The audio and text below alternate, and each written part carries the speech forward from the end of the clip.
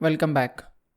Now, before moving to the next exercise, I thought it is important for us to discuss something about another option or another hand tool which is present in the Creo parametric. Before stating the tool what I am going to discuss right now, I will try to show you the need of the tool. So in order to explain, I'll just create a base.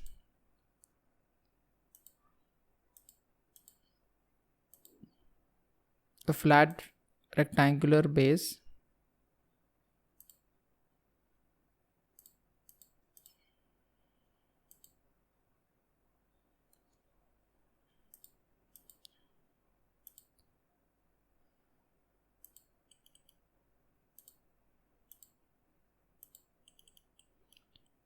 Okay, and let me extrude it.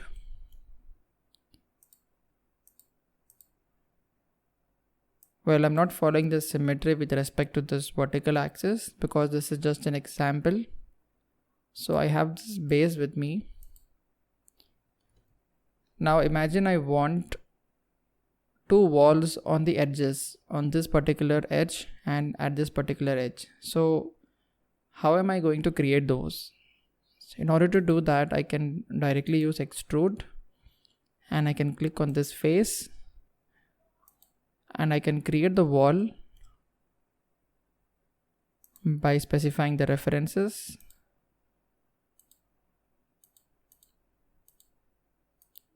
And using the rectangular geometry tool. So I have created the sketch. Let me press OK. And I want the wall to be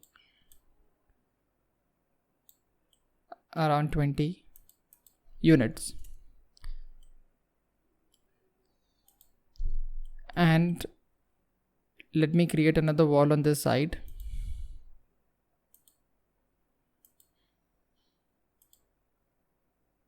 Okay, now that I've used sketch, I can sketch the figure first, then I can use the extrude command. I have the base over here and the outer edges.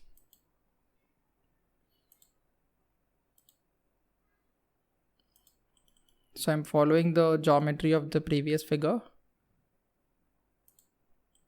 I have the sketch ready with me. Now I can click on the sketch and go to extrude.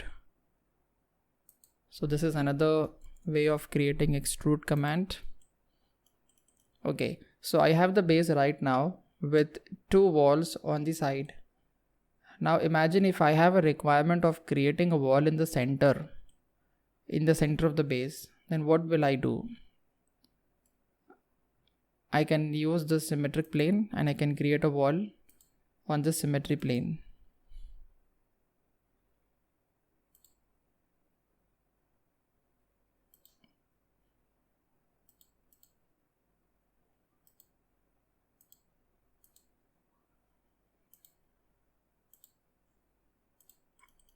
Okay, so this is done. I have created the wall in the center.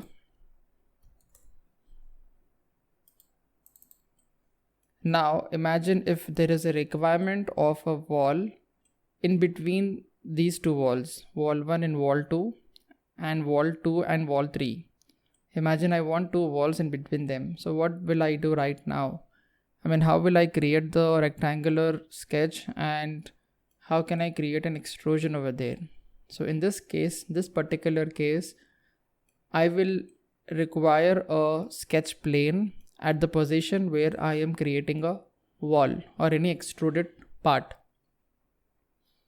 Because if you have observed till now by most of the practice exercises also, that we are sketching the geometry or the profile of any extrusion, we are sketching it on the sketch plane.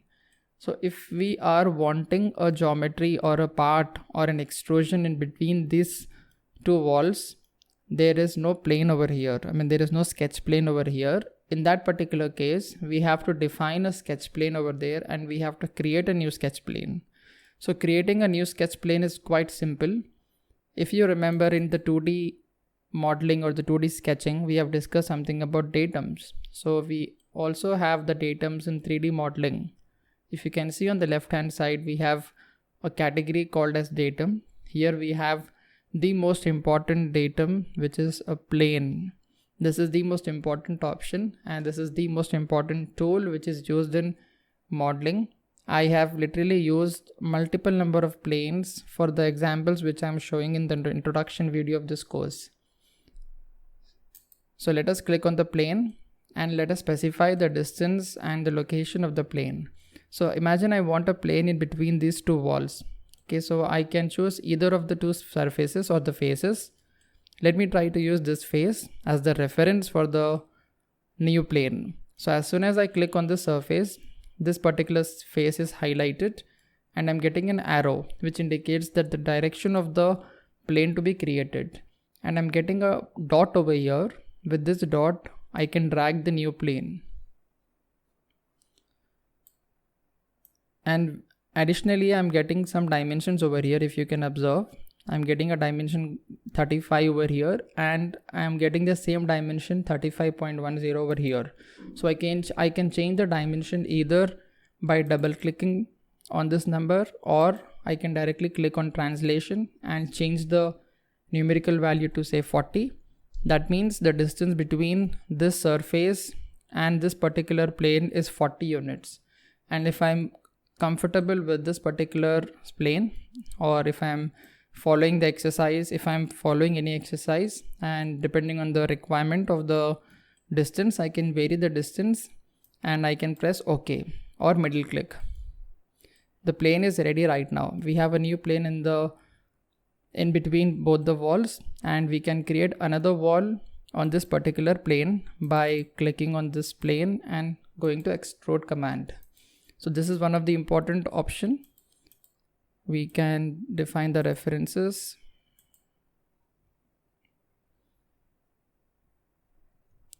Now you must have observed that when I have pressed the sketch view option, the alignment of the geometry is quite different when I was working in the earlier case. Let me go back to the default view. This is the plane on which I'm working. And if I am clicking on the sketch view, you can see that the alignment of the plane is somewhat different. So in this particular case, if you are getting confused, you can change the alignment by clicking on sketch setup. It is exactly above the reference. So you can click on sketch setup and you can change the orientation. Now the orientation is bottom. You can change it to top. You can change it to right. I guess left is the right one. So this is what we wanted, and we can click sketch. So this is the change of orientation. I wanted to tell you this particular option or the feature when we are practicing this kind of exercises. So I hope you have understood, and whenever the alignment is quite different or you're feeling uncomfortable using that particular orientation, you can just directly click on sketch setup and change the orientation. Now as I was trying to create a plane on this particular, I was trying to create a wall on this particular plane. Let me try to work on it by specifying the references at first. This is for the base. And now let me create a wall of little lesser height.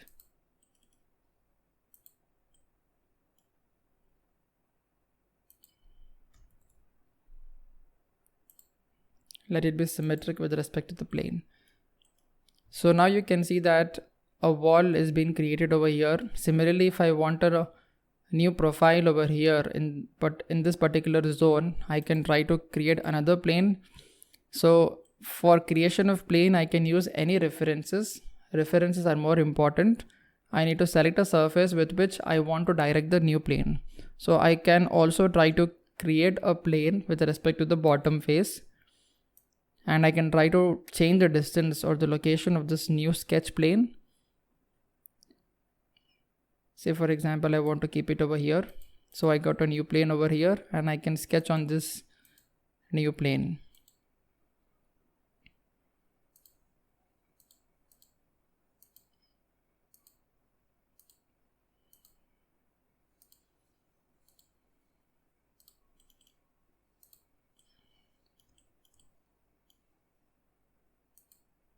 So you can see that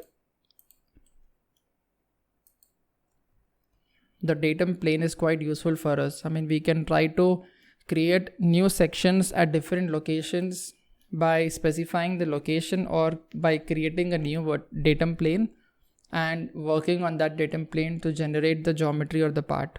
So this is about datum plane, and try to practice basic exercises on your own so that you can just try to understand what is the functionality of datum plane, and we will look into further exercises.